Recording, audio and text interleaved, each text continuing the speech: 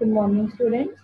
In this video, I am going to discuss article, Decay diagram, and direct and indirect band gap materials. So here, I am going to discuss two topics. The first one is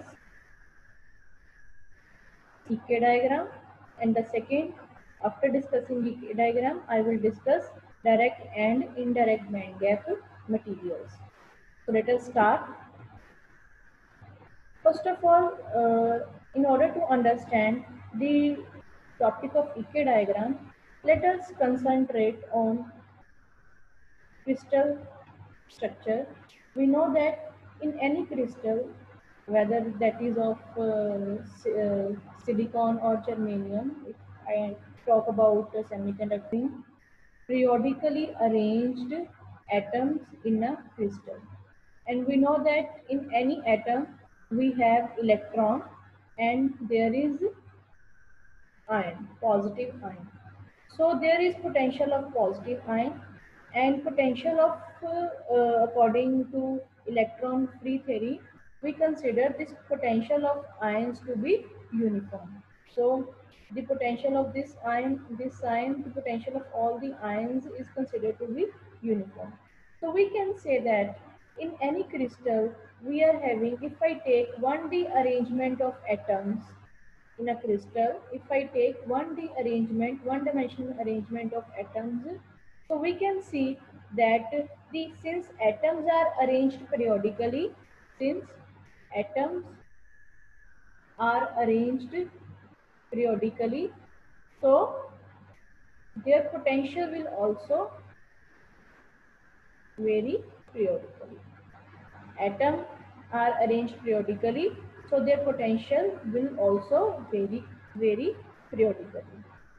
So, but now I want to discuss what will be the effect of this periodic potential on the crystal. If we are having one electron or one proton, this you can see from here. If we are having one electron or one proton system, like in case of hydrogen atom, for that case we can discuss the motion of electrons in crystal using the quantum laws of quantum mechanics, or we can study the dynamics of particle using Schrodinger wave equation. But in case of crystal, we are having large number of atoms. In any crystal, if I take the example of silicon or germanium, we are having large number of atoms or large number of electrons or protons. We are not having single electron or single proton. It is easy to discuss the motion of single electron and proton system using Schrodinger wave equation or laws of quantum mechanics. But in crystal, since we are having large number of atoms, this is you can say solid of silicon. It is basically a arrangement of a large number of electrons or protons. So in that case, it is very difficult to find the motion of electrons in that solid. So what we do for that, you know, F block. For that F block, this is F block. F block gave his theory. So F block, it gave the theory that whenever we are having periodically varying potential, whenever we are having periodically varying potential, in that system, the probability of finding the electron, probability of finding the electron in that solid or crystal, in that solid or crystal also vary periodically. So this is the observation of F block. Although I have written the same line here also, but just to give stress, I am writing it. I have written it again.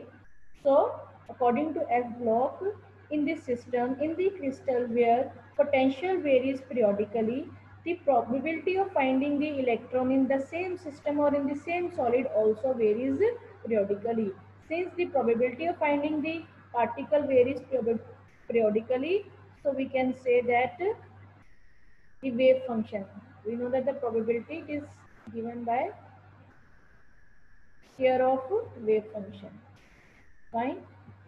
The probability is basically directly proportional to, it is related to square of wave function. Since probability varies periodically, so we can say the wave function of finding the particle or wave function of the particle within that crystal or within that solid also varies periodically. So this is the observation by F block. So F block says if potential varies periodically, probability also varies periodically, and we know that probability is linked to wave function. Basically, probability, it is related to square of product of wave function. So since potential varies periodically, so wave function also varies periodically. So since the probability of finding the electron varies periodically, it means wave function should also vary periodically. So F block, he gave that what is the expression word for that kind of wave function. So according to F block, this wave function psi n, it, as a psi n k, it is function of r. It can be written as exponent of iota k dot r into u n k r, where exponent, it is, what is exponent? It is plane wave. It is the expression of plane wave. And what about UNKR? UNKR, it is the potential, and this potential is also varies periodically. So UNK is the periodic potential. UNK is periodic potential having periodicity capital R. What is the meaning that UN at small r plus capital R equal to UNK at R? It means what will be the value of potential at this point? Let us suppose the value is suppose V1. So the same value will be at this point but with some periodicity. Let us suppose A is the periodicity. It is repeating. So the same will be at this one. It will be, let us suppose V1 plus 2A. So V1 plus 3A. So what is the periodicity? Difference between these two potential is small a. Difference between these two potential is also A, again A. In this case, I have written capital R. So capital R, it is the basically interatomic spacing, separation between two atoms. Capital R, it is the separation between two atoms. So UNK, it is the periodic function. Periodic function, periodic potential. Periodic potential means that potential which repeats itself after the period of capital R. Now, if I put the value of that wave function psi here, this is time independent Schrodinger wave equation in three dimension. Time independent Schrodinger wave equation, it is del 2 psi e plus 2m e minus v con h cross square psi r equal to 0, where v is that potential, e is the energy, h cross, it is called modified Planck's constant, and h cross, it is equal to h by 2 pi. Psi is a wave function, and del 2, it is an operator which is equal to curly 2 by curly x square plus curly 2 by curly y square plus curly 2 by curly z square in three dimension. This is Schrodinger wave equation. So Schrodinger wave equation is very important equation in quantum mechanics which can solve number of problems of quantum mechanics. So here I want to discuss the motion of electron within a solid or within a crystal in three-dimensional crystal. Let us suppose. So what we'll do, we'll put that potential, we will put that wave function which I have, whose expression I have written in the previous slide. So we can put that wave function here and solve this Schrodinger wave equation. So this treatment is the quantum mechanical treatment. So what is this quantum mechanical treatment to microscopic particles? In according to this treatment, we put the psi, the expression of psi here, and solve this Schrodinger wave equation using our boundary conditions. and other conditions of normalization, etc. So what will be the result when we'll solve this equation? We can find the value of energy eigenvalue. We will get the energy eigenvalue, and when we get the energy eigenvalue, we will observe that those energy eigenvalue will be vary periodically with k. This energy eigenvalue also periodically varies periodically with k.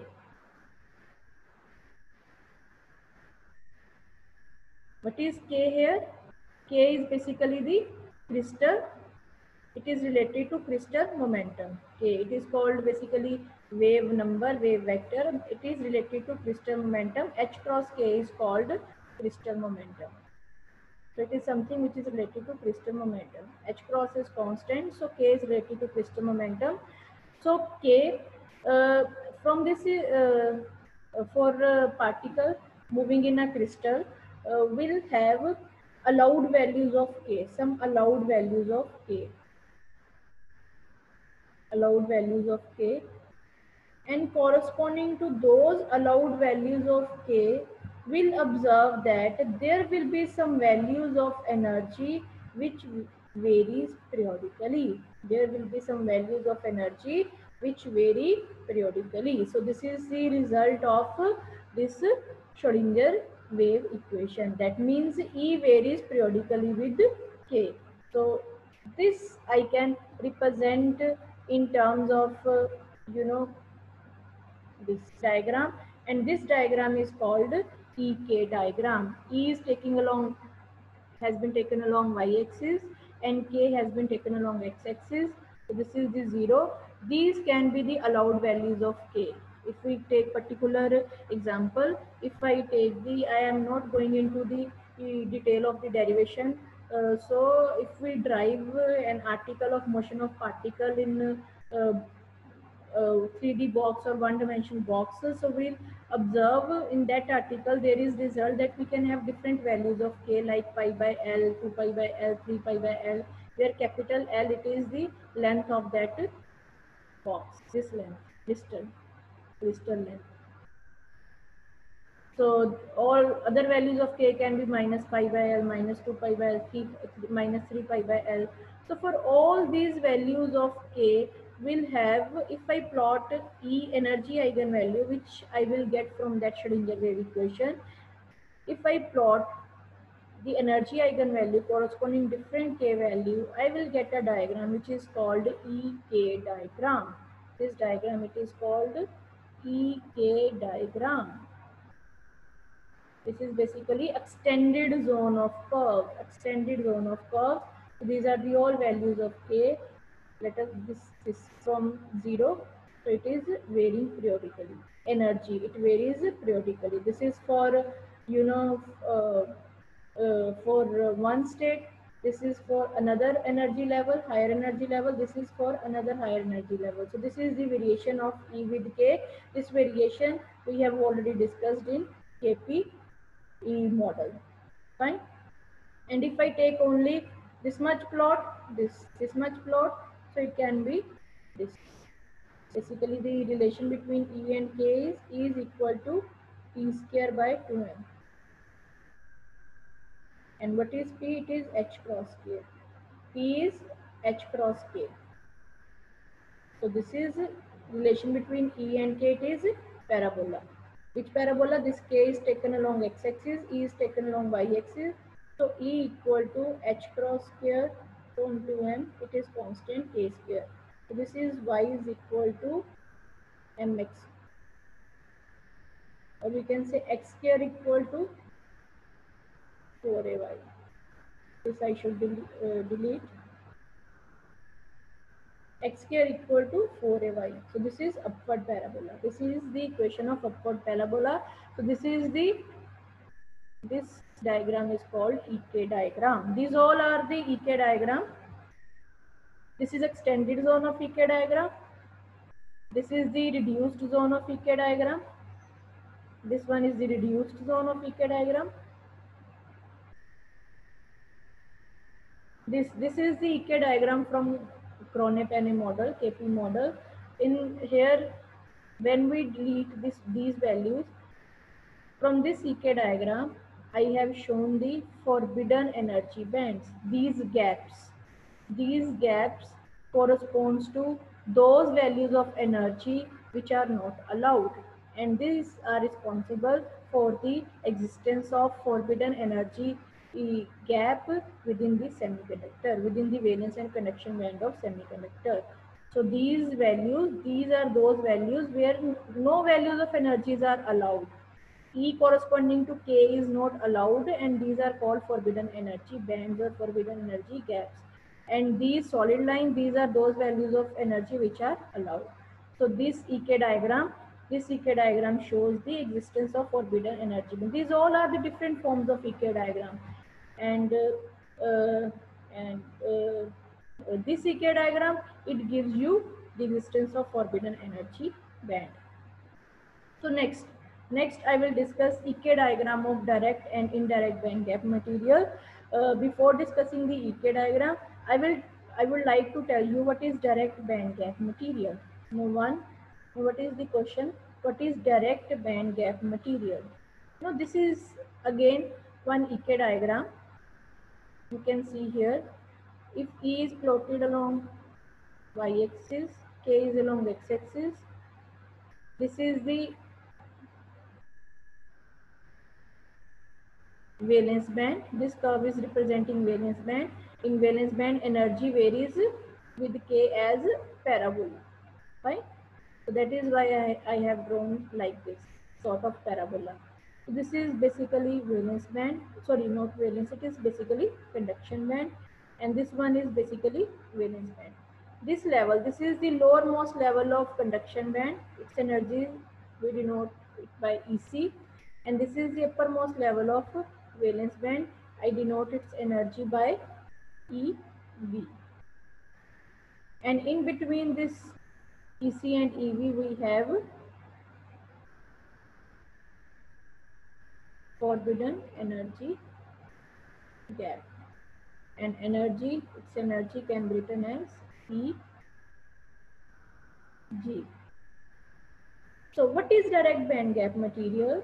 So direct band gap material, when the lowermost, or we can say the bottom of conduction band, fine, or we can say the lowermost level of conduction band and uppermost level of valence band are at same K value. I repeat, lowermost level of conduction band and uppermost level of valence band. When these two are at same K value, matlab means the momentum of this energy level and this energy level is same, then that type of materials are called direct band gap materials. That type of materials are called direct band gap material. So the lowermost level of conduction band, or we can say bottom of conduction band, occur at and bottom of conduction band and top of valence band occur at same value of momentum. Same value of momentum means same value of K. Why? Because I have already told you momentum is basically H cross K. Either I can say K or I can say momentum, because K is related to momentum. When this constant H cross is multiplied by K, we get momentum. So both these levels are at same K value. These type of materials are called direct band gap material. Now, what is the beauty of these materials? What are the significance of these materials? So what is here? So whenever there is a transition from conduction to valence band, you can see from here. So whenever there will be transition from conduction to valence band, if electron will de-excite for conduction from conduction to valence band to recombine with hole in valence band. Let us suppose this is conduction band and this is valence band. There is electron and here we are having hole. So when this electron will make transition and combine with hole, electron hole recombination take place. So we know that the amount of energy is released when electron makes de-excitation. When it de-excites, it will release the same amount of energy as it earlier absorbed to make upward transition. So that energy will be released in form of photon here. So whenever there is transition from conduction to valence band, whenever the electron from conduction will meet or will recombine with the hole in valence band, the energy is released in form of photon. Such transitions are called radiative transition because photons are emitted. Such transitions are called radiative transition because there is no need of change of momentum value. The momentum of this electron, when electron is present in this state, the momentum of this state is same as that of momentum of this state. That is why when electron make transition from this level to this level, there is no need to change of momentum because at both levels the momentum will be same. So momentum in this transition is conserved. There will be no change in momentum value. Energy is conserved by emitting a photon. Such transitions are called radiative transition. Example is gallium arsenide, indium phosphide, aluminium gallium arsenide. These are the examples of direct band gap materials. And very important, what is the significance? These direct band gap materials are used in LEDs, in the manufacturing of LEDs or semiconductor laser, because here whole of the energy is released in form of photon, and hence the transitions are more efficient. Why? Because in LED or semiconductor laser we want photon as output, we want light as output, we want light as output. So here the whole of the energy is released in form of light. So whenever electron make transition from higher to lower level, the energy will be released in form of light or photon. So these type of you can say these type of transitions are more efficient. That is why these materials are preferred for making LED or semiconductor laser. So what happens in case of, so this is the diagram. One thing is more in one more point is there which I need to discuss. You can observe that in these diagram I have made this curve as this, the curve of conduction band as, you can say, sharp. This curve should be sharp, this is sharp, but here this curve should be flat. Why? Because these curve, it is related to effective mass. The variation is related to effective mass. This I will discuss in another topic of effective mass. So it is basically 1 upon h cross square. Effective mass is given by d to e. So variation of energy with k, it is related to effective mass, is inversely proportional effective mass. Since effective mass of hole is greater than that of electron, that is why this curve is flat and this is sharp. This you take care while plotting these curves, and the rest I will explain this part in detail when I will discuss the topic of effective mass. Fine. So this is simple valence band, conduction band. So whenever there is transition from conduction to valence, energy is released in form of h nu. H nu is photon. Let us discuss about indirect band gap material. So let us complete this article. So what happens in case of indirect band gap material? In case of indirect band gap material, if I plot the curve between E and K, so here what happens?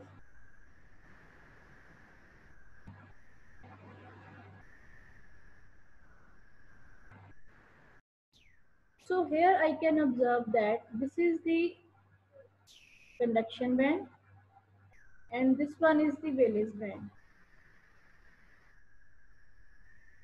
Fine. So the lowermost level of conduction band and the uppermost level of valence band these both are at different k values. No momentum is not same. Momentum of this level is not same as that of momentum of this level. This level is, let us suppose, at value k equal to 0, and this level is, let us suppose, at value k equal to, let us suppose, k1. Fine. So the lowermost level of conduction band and uppermost level of valence band are not at same k value. So what happens here? So whenever there will be transition, you can see from this diagram. So whenever there will be transition of electron from this conduction band to valence band, so what will happen? There will be need of conservation of momentum by some other way. Why? Because this k and this k, both momentums, both k values are different. So whenever electron is to make transition, their momentum is not conserved. So there will be some mediator. Mediator will be there. Mediator will play its role in order to conserve the momentum. So here there is one more thing which is called phonon. What is phonon? It is quanta of lattice vibration energy. Quanta of lattice vibration energy. So whenever lattice vibrate, it either absorbs or releases energy. The quanta of that energy is called phonon. What is photon? Photon is quanta of light energy. You know that. And phonon is quanta of lattice vibration energy. So whenever, first of all, electron, it will, interact with the lattice. So electron will interact with the lattice, and as a result, there will be emission of phonon. As a result, there will be emission of phonon. Then and electron will lose its extra momentum. So when it will lose its extra momentum in form of phonon, then it will recombine with the hole, and hence electron hole recombination take place. Or if some energy is left, then photon may also release in order to conserve that energy. So in this case, electron hole recombination takes place with the help of mediator. That mediator is lattice. So electron first interact with lattice, and as a result, phonon is released, and that released photon will conserve momentum, because the extra momentum which electron is having, that it will release in form of photon. Fine. So you can say here, let us suppose this electron is, let us, in conduction band, electron is having, let us suppose, momentum as k1 plus delta k, and in valence band it is having momentum as k1. So electron first of all will interact with lattice, and as a result, phonon is released of momenta delta k. So this momentum delta k will be emitted in form of phonon.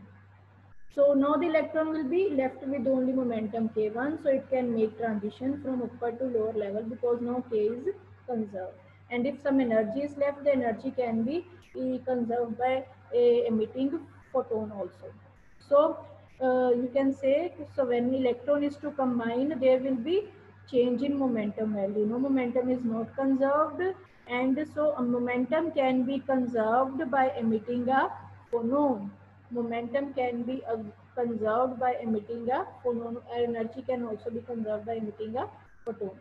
So such transitions are called radiationless transition, because here only phonon is emitted, no photon is emitted. If in case no photon is emitted, so that transition are called radiationless or non-radiative transition. And these are the examples of silicon and germanium are the examples of indirect band gap materials. So one question may be asked, that why silicon and germanium are not used as indirect for making LED or semiconductor laser, because these are indirect band gap material, and hence the transitions are, or you can say recombination process, that is not as much efficient that is there, because in case of direct band gap materials.